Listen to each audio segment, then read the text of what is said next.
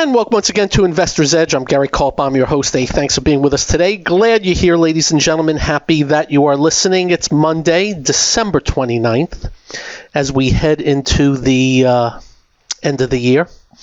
Hope you had a good weekend. Hope you had a good holiday week last week. If you celebrate Christmas, I was up in New York City for the snow. We got snowed a little bit. I love snow.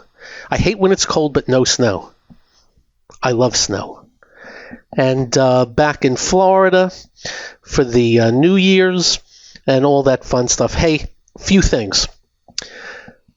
Every now and then, we get dozens and dozens of questions about the same thing. We're going to answer the questions of the dozens and dozens we got today, over the weekend, on today, what is going on with the metals? B, this whole thing going on in Minnesota. We got asked going into the new year, what is the cheapest in the market? And will AI blow up? Is it a bubble? Amongst other things. We'll do all of that. But first, in case you don't know, this is serious talk on everything that affects you. We'll do the markets, the economy, your job, your industry, anything that emanates from Washington, D.C. that continues to stomp on our head. Just remember, affordability is not a hoax. Just want to let you know. It is not good out there. I do pretty well. I complain. The amount I have to pay for insurance, trying to buy a house, autos, prices are ridiculous. And those are things that you need. The food, go look at the chips in the supermarket. The party size is now the old regular size. The regular size is just about the small size. Chocolates, what used to be the little Hershey's things they put in the big bag that used to go for $9.99, $10.99, now $15.99. And go on and on and on and on and on. The list is up there. Are there anything down in price? Yeah, of course. Meat, forget about it. So just letting you know, we get it. We understand it. If you do not get this radio show in your city, we'll post it at GaryK.com. We'll also post it on our X feed. You don't follow us, actually should. We'll also post it on podcast apps as well as the YouTube channel BizTV. And if you like to email us, just be nice. So where do I want to start? First off, with pre-taping this show, it's a little after 3:30 right now, so we'll take it to the end of the day. Overnight, the metals, gold, silver, but that's nothing. Palladium and platinum, these things have gone skyward as of recent. I'll give you an idea. PALL is the palladium. It's down $25 today to $150 and change. But it went from 140 to 178 in 8 days. 2 days ago, it gapped down, gapped back up on Friday, gapped down. What's going on here? Then there's the platinum. That was palladium. Down $26 today. By the way, that's off the lows. They were both down around 30, down 12%. Silver is down 7% today. I will tell you this, at one time today, it's 63.92 on the SLV, it's 66.17. So already buyers are coming in a little bit.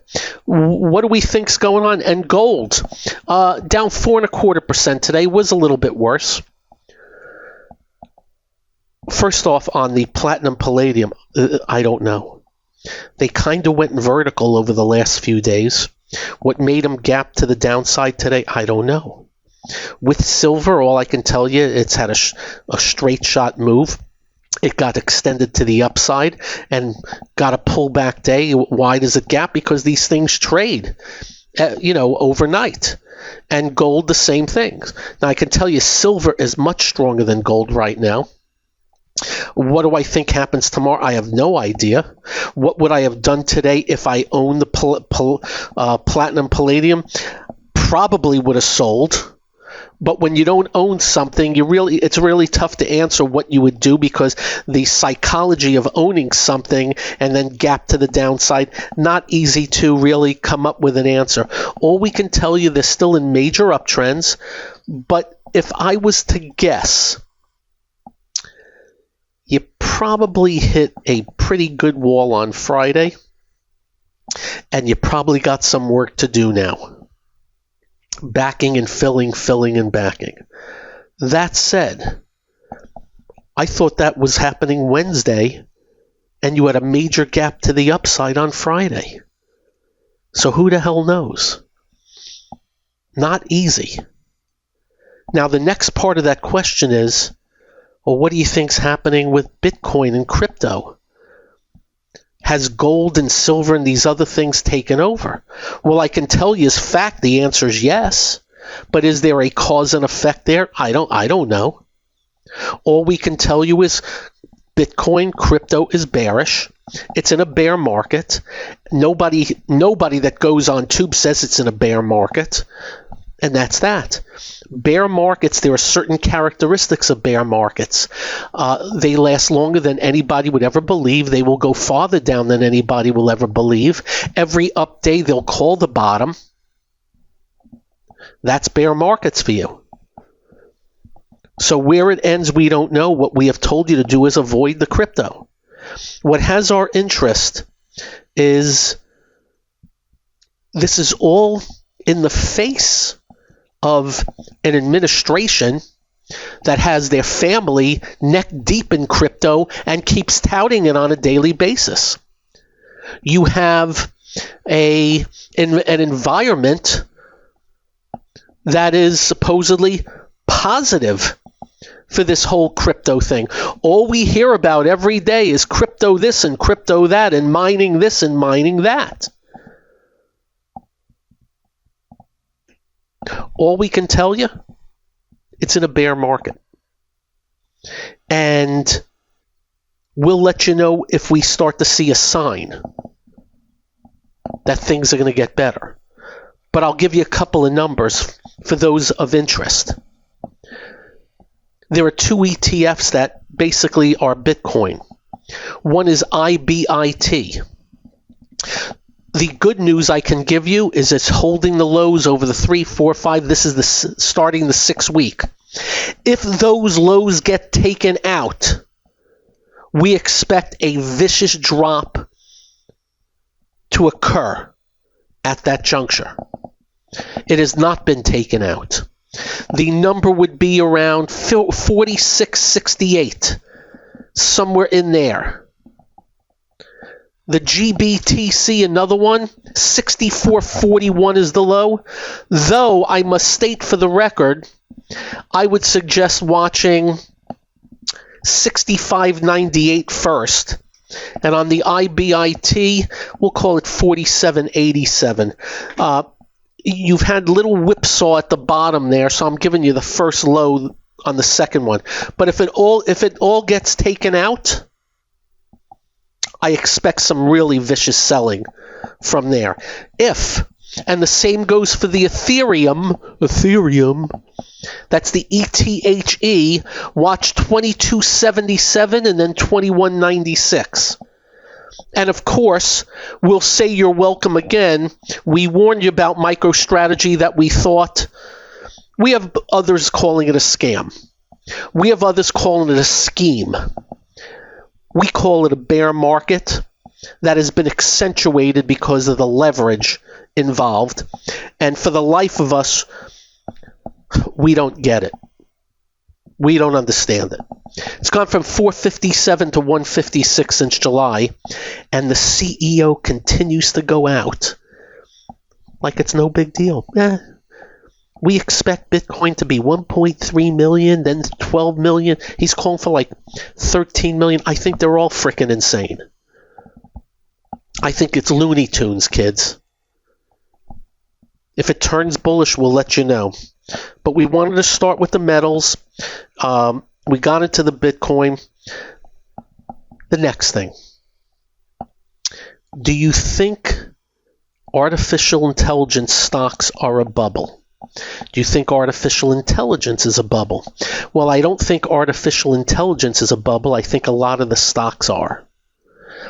And in case you don't know, CoreWeave, highly touted, is down in the 60s percentage. That's already a bubble that popped. Oracle hit the 50s, a bubble that popped. Up next, we'll expound on that. I'm Gary. This is the one and only Investor's Edge. So, I've already given you two stocks where I think bubbled up and popping. What do you say, 50 and 60% is a pop? But I got news for you. Symbol BE has gone from 148 to 88. These are all supposedly crypto names. How about CRDO? 214 to 144.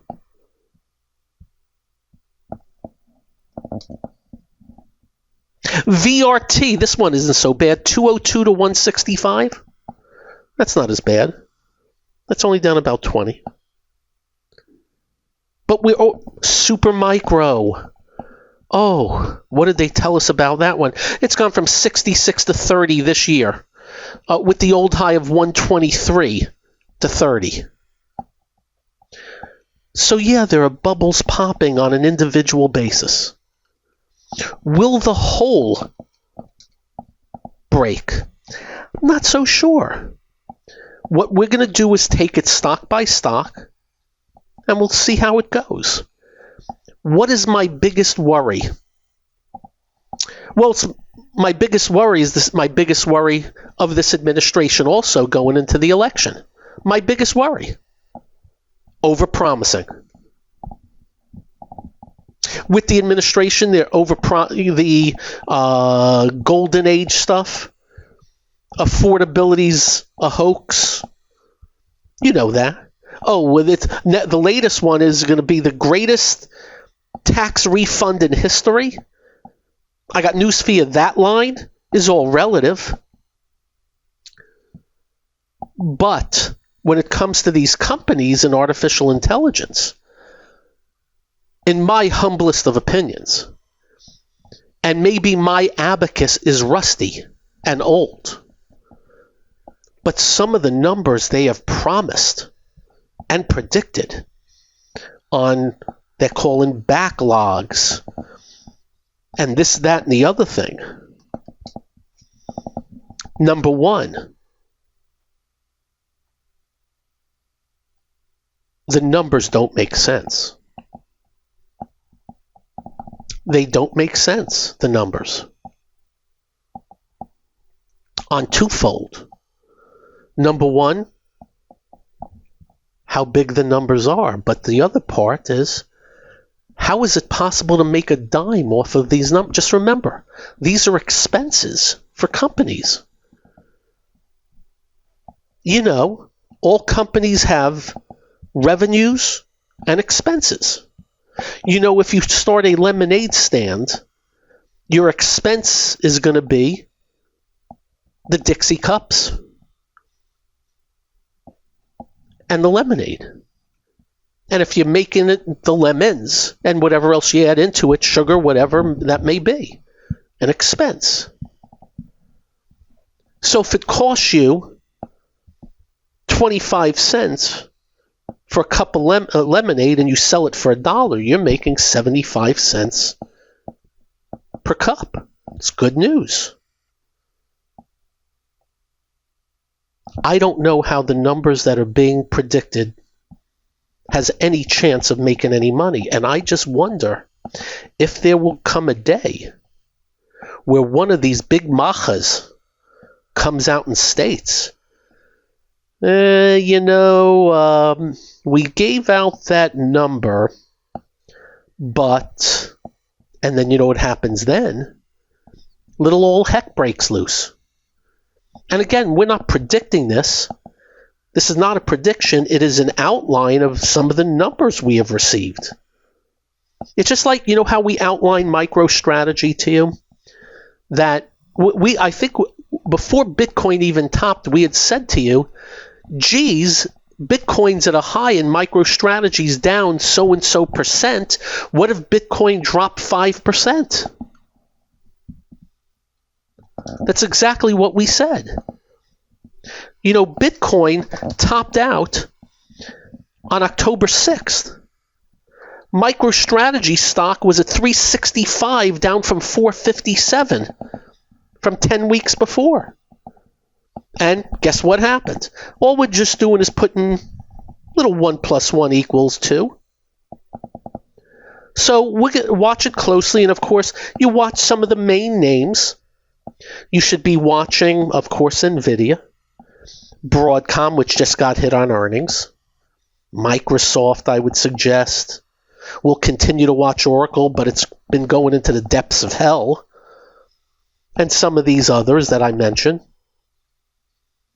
I just don't understand the predictions and the ability to make any money off of it. So stay tuned. We'll be on it. Next, what's cheap? Oils. Oil stocks are cheap versus the market, but there's a problem with that. It's all dependent on oil prices. So cheap as they want to go, if oil prices keep going south, sorry. What else is cheap? Housing stocks. I got Toll Brothers trading at 10 times earnings. Am I right? 137. Let's see. 8:30, 9:30, 10:30, 11:30, 12. Yeah, it's trading about 10 times earnings with a market that's trading around 25. Why isn't Toll Brothers going up? Why aren't the housing stocks going up? Well, because they're very cyclical and earnings are starting to drop. Lennar, earnings dropped in the last 4 quarters, 23, 48, 49, and 50. And even with that drop, it's 13 times earnings. Still cheap. Knowing they're all cheap, and whatever is cheap, we'll keep an eye on them. But if they're in bear phases, bear markets, downtrends, we have no interest. But yeah, we know it's cheap. We know price earnings multiples. But we also know what a bull or bear market looks like. Cheap. Cheap is all relative. And sometimes you ask yourself the question, why are they so cheap? What does the market know to make them so cheap? Has the market figured out something? Does the market think earnings are going to fall off a cliff? Well, they happen to be in Lennar, they have. Toll Brothers, not bad. 4 quarters ago, minus 22, but the last 3 quarters earnings were flattish, not dropping like a rock. What about in growth? Not finding much. There are some things cheaper than others, more expensive than others, but I must tell you, usually in growth, the more expensive, the better.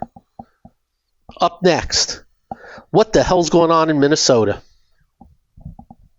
That's up next on Investor's Edge. And welcome once again to Investor's Edge. It's about 3:50 p.m. and it's a very mushy day in the market. We'll give you the final numbers in a few minutes. There aren't any earnings reports this week. Before we get into, you know what? We'll do this now and then we'll do froth in a little bit. So the big story going on right now that's not being reported by the media, and that's how you know it's bad. And let me be clear. We have ripped the media a lot. They've earned it all. So in case you don't know, there's a big thing going on in Minnesota. And here, let me start out with the shame of it. Many people paint everybody with the same brush.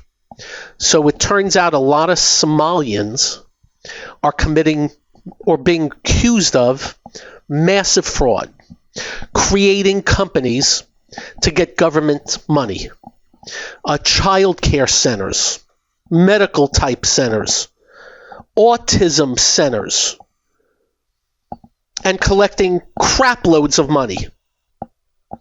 And it's not just one, but it looks like dozens and dozens and dozens and dozens and dozens and dozens of these things.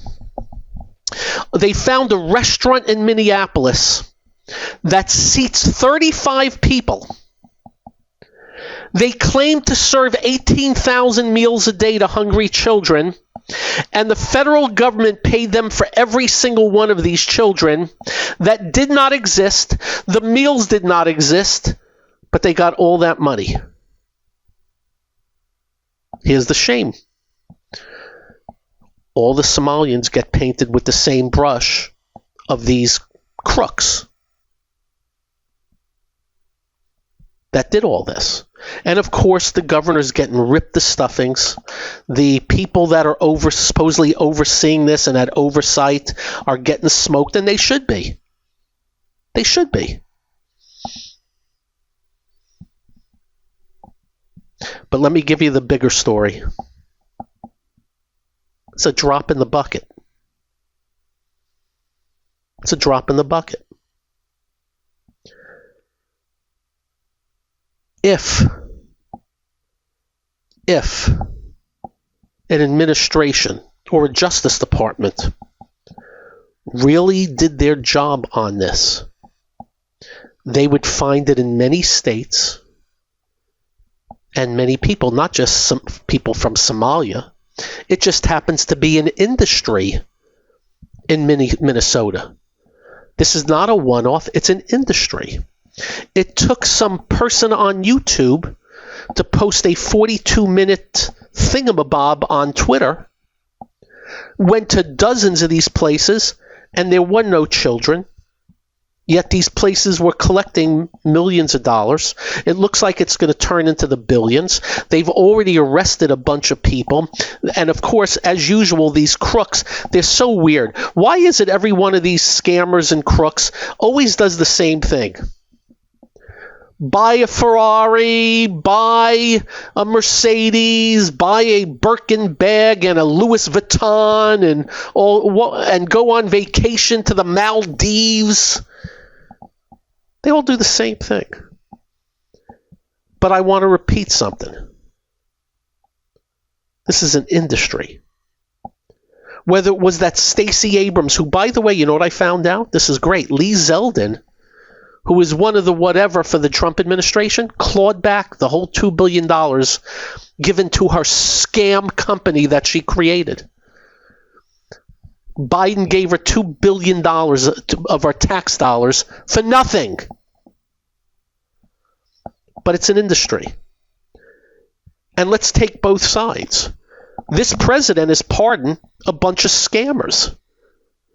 A bunch of white-collar criminals that stole hundreds of millions of dollars from people, and they're getting pardoned out of jail and don't have to pay the restitution.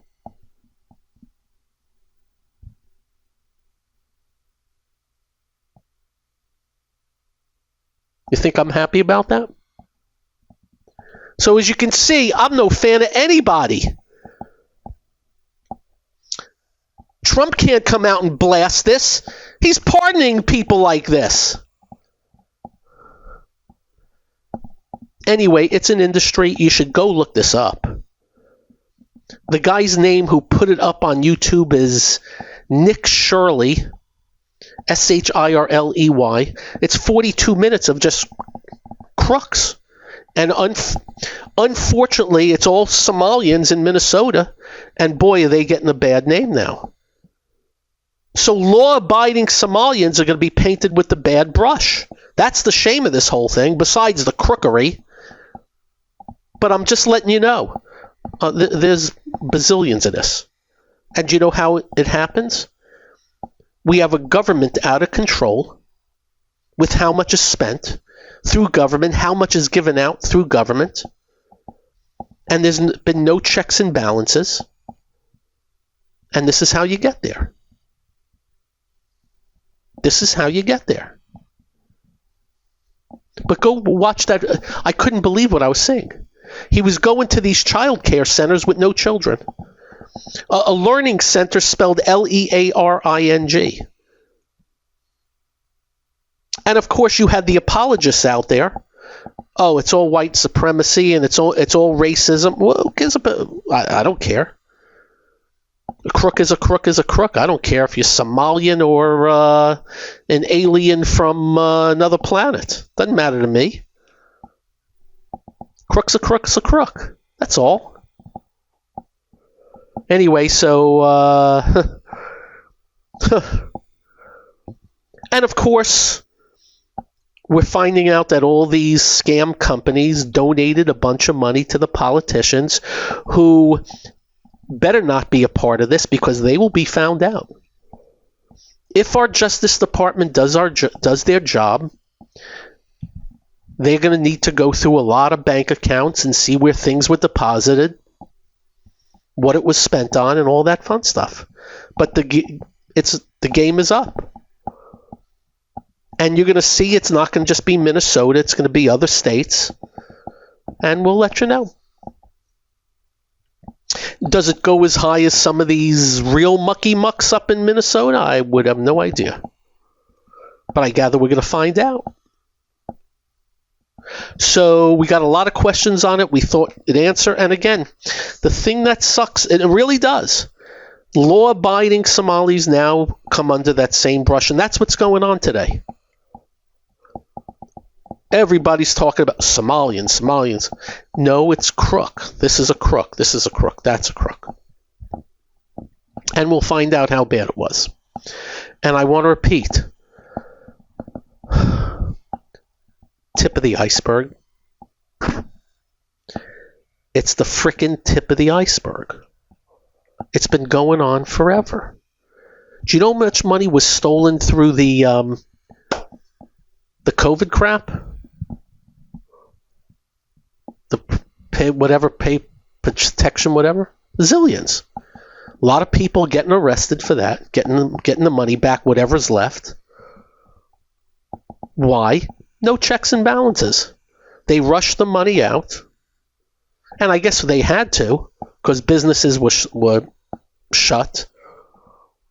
But no checks and balances. But I guess some people are doing their job now.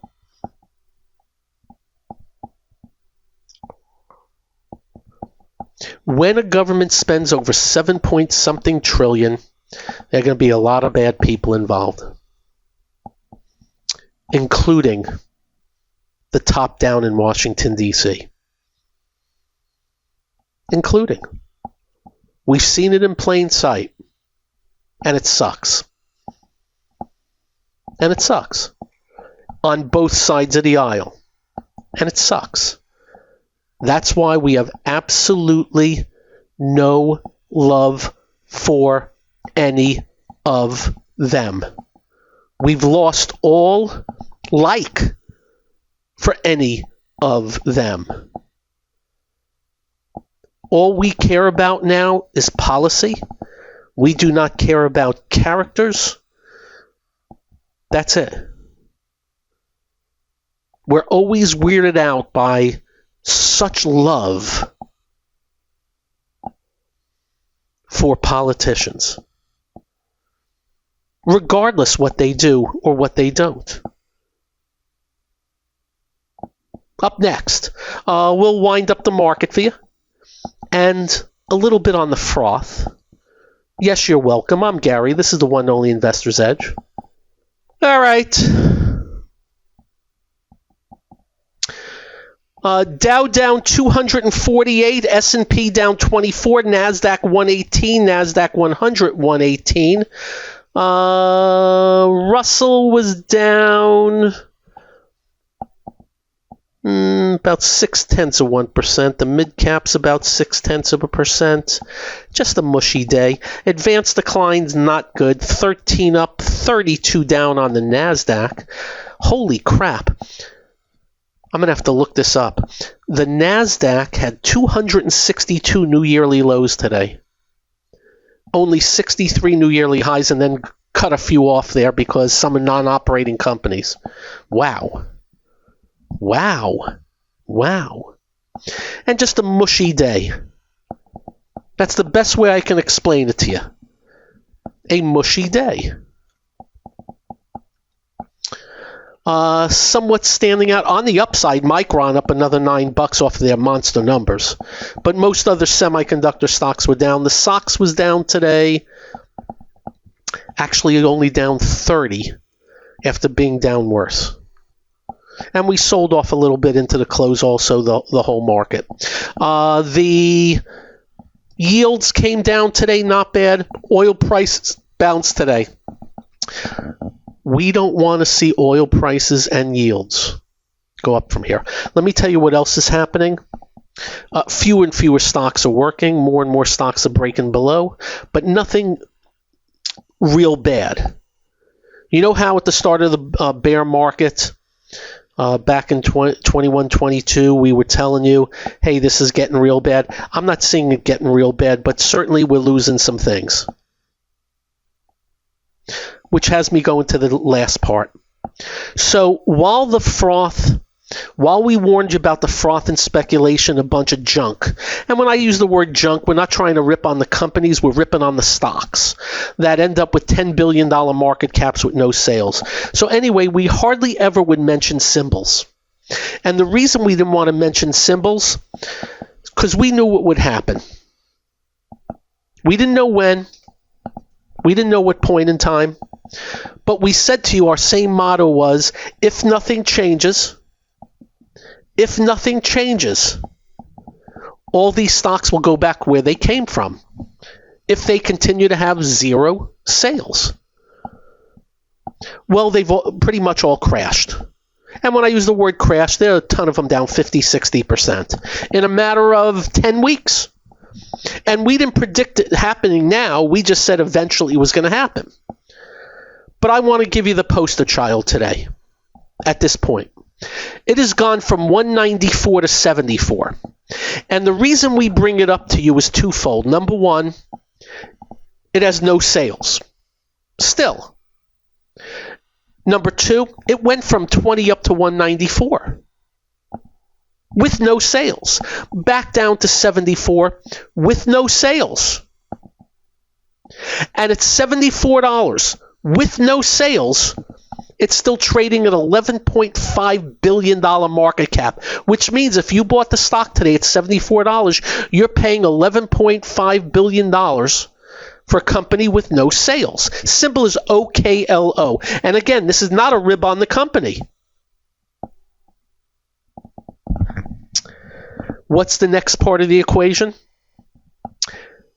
The two founders of the company just sold $350 million worth of stock. Smart. I would too. Interesting that they're selling down here. Huh? So in other words, it's gone from 194 to 74 and they get me the hell out here. What do they know? Maybe they've listened to my radio show. That eventually they go back to where they came from. And I don't know whether symbol OKLO does not become a big thing.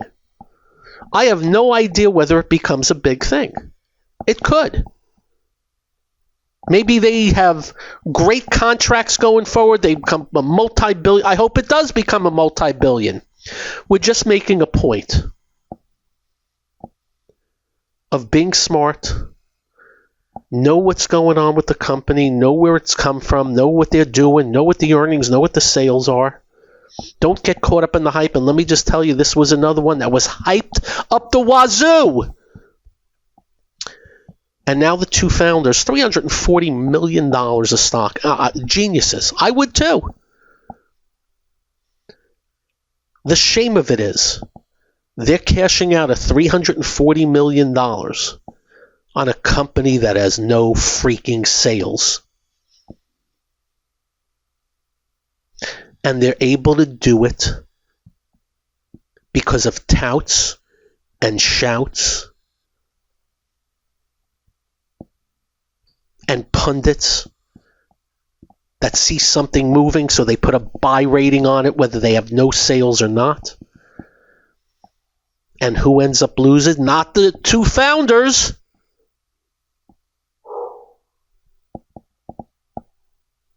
Our goal in this show is to protect you from all the money that's lost out there.